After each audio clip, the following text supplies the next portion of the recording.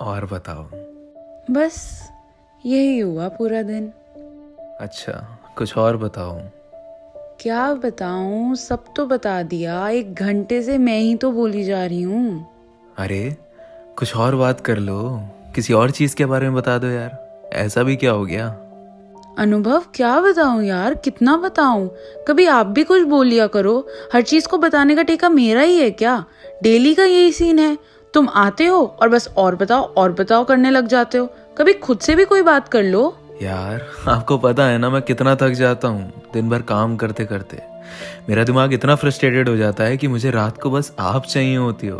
आपकी बाहें, आपकी बातें, बस और कुछ नहीं। तो अनुभव, क्या इसका मतलब ये है कि आप मुझसे कुछ बात ही नहीं करोगे, सब कुछ मुझ पर डाल दोगे? क्या ये सही है?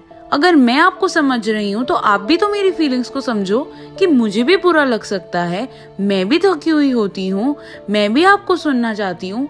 वो कौन समझेगा? ऐसा कुछ नहीं है जान। You need to understand that you have to put more efforts into a relationship in order to make it work. I know baby, but मैं क्या करूं, मैं थक बहुत जाता हूँ। क्यों थक जाते हो? क्या मैंने कहा इतना लोड लेने के लिए काम का? खुद से ले रहे हो, और वो भी बेवजह ले रहे हो। बेवजह नहीं ले रहा हूँ मैं, हमारे लिए ले रहा हूँ, तुम्हारे लिए ले रहा हूँ, ताकि तुम्हें एक बेहतर फ्यूचर दे सकूं। आज मेहनत करता हूँ ताकि कल को तुम्हारे साथ तुम्हारी बाहों में सुकून से सो सकूं। एटलीस्ट इतना तो तुम समझो मुझे। यार मैं समझती हूँ, पर आप भी तो देखो, मैं थक जाती हूँ बोलते बोलते, और आपका और बताओ ही खत्म नहीं होता। आई नो बेटा, आई कैन अंडरस्टैंड कि मैं शायद एफर्ट्स नहीं दे पा रहा हूँ हमारे रिलेशनशिप में। मुझे भी ये देखना चाहिए कि आपकी भी मुझसे कुछ एक्सपेक्टेशंस हैं जिन्हें पूरा करना मेरी रिस्पॉन्सिबिलिटी है। आप एफर्ट्स डालते हो, इट्स जस्ट कि कभी कभी ना मैं ज्यादा ही हाइपर हो जाती हूँ और समझ नहीं पाती हूँ कि आप मेरे लिए भी बहुत कुछ कर रहे हो।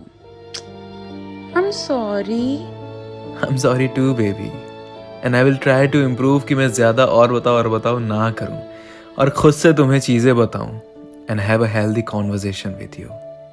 एंड आई विल ट्राई कि तुम अगर और बताओ करो तो मेरे पास आपको बताने के लिए बहुत सारी बातें हों, and that too interesting ones. हाँ ठीक है। कभी कभी होता है जब आप दोनों ही एक दूसरे से कुछ एक्सपेक्ट कर रहे होते हैं और आप दोनों ही फुलफिल नहीं कर पाते।